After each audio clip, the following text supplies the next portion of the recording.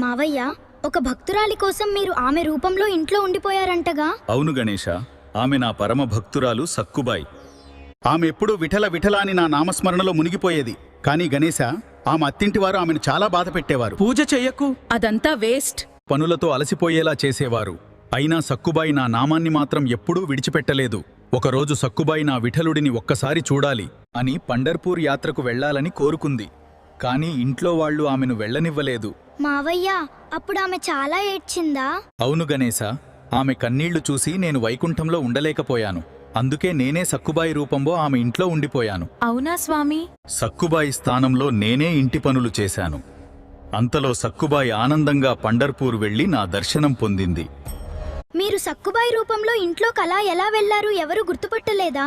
గణేశ, ఆ రోజు రాత్రి సక్కుబాయి అత్తగారు ఆమెను తాడుతో కట్టేశారు. ఎందుకంటే ఆమె పండర్పూర్ వెళ్లిపోతుందేమో అని భయపడ్డారు. అప్పుడు గణేశ, నేనే సక్కుబాయి అత్తగారు రూపంలో ఆ ఇంటికి వెళ్లాను.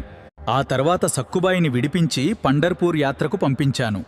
మళ్లీ నేనే సక్కుబాయి రూపంలో తాడుతో కట్టుకున్నాను గణేశ.